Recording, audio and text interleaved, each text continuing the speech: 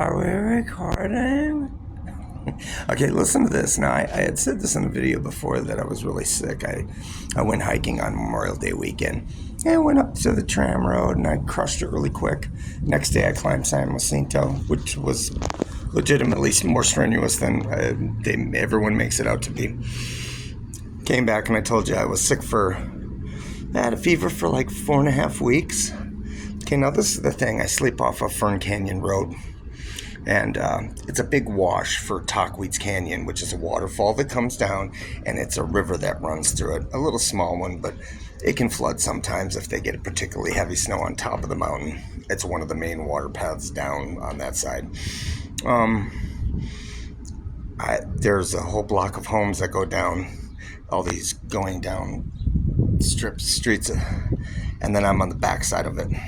And then there is a concrete, like an abutment, a wash, whatever. It's basically a big U that they have a concrete for the overflow. If the wash floods, it'll go into this and it'll ferry it way further down, like fucking, 5 or 6 blocks down into a place where it can flood better and it won't fuck up people's homes and shit. Well, that's where I sleep. There's coyotes there and stuff. It's pretty cool. But I have mice. Now, they're deer mice. Now, deer mice have hantavirus. They always have it. It's inside them. It's in their droppings and everything else. Like it's endemic to them or whatever. It's a parasite that lives inside them, but they all have it. So I had a big mouse by me, and now I think I have like 2 small ones, or at least 1 small one. But I think when I came down, I said I was fatigued. I literally pushed myself like I'd never pushed myself before on this hike to the top of San Jacinto and down.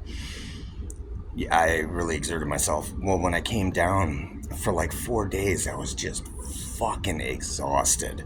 I mean, and I didn't feel like I was recuperating at all, but I wasn't doing anything. And I'm like, well, fuck. I mean, I've done strenuous stuff before. Even if I was out of shape, it shouldn't have been all that. And then I started getting a fever. And I said I had a fever for 4.5 weeks, and then I started feeling better after about 6 weeks. And now I think I have a fever again. Okay, so I went and stole a mouse trap from a place, I won't say where. It's an indoor one. I stole an outside one, I put it up. It's supposed to be poison. They go in, they eat the poison and die somewhere. It could be old as fuck. I have no idea if it's, if it works or whatever. I have it up there, but that didn't kill either of my 2 right within the first day or 2 of getting it.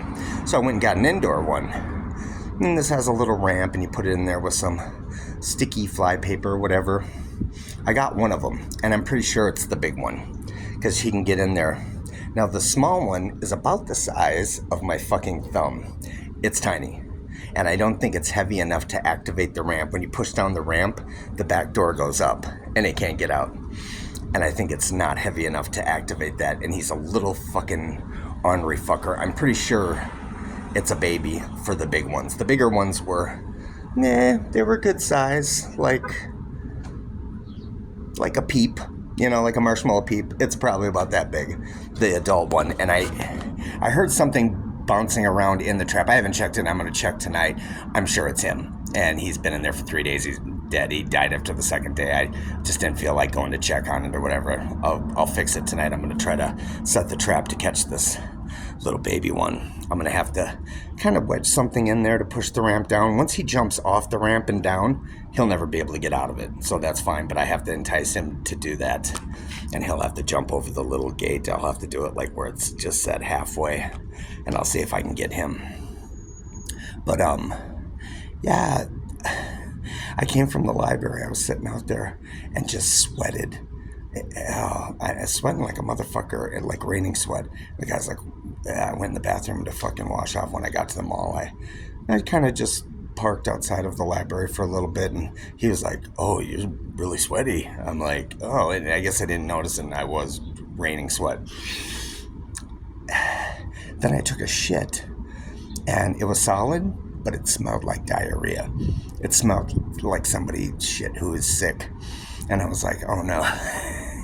So now I'm thinking, because I'm literally 100% positive that is what I got, was the hantavirus. See, these mice like to come down into my little canal. They live up into the wash, right up on top of the concrete. You know, they like to come down there. Who knows? If they can look for food or sleep next to me. I don't know. They're mammals, you know. Rodentia, rats are. They're social animals, and they're not afraid of humans or anything like that. And I've caught them coming down before, you know, being next to me or investigating my area before. So I'm sure when I'm sleeping, they come down. And mice poop and piss constantly. Like every couple of minutes, they'll take a little piss and a little poop. Like that's what they do.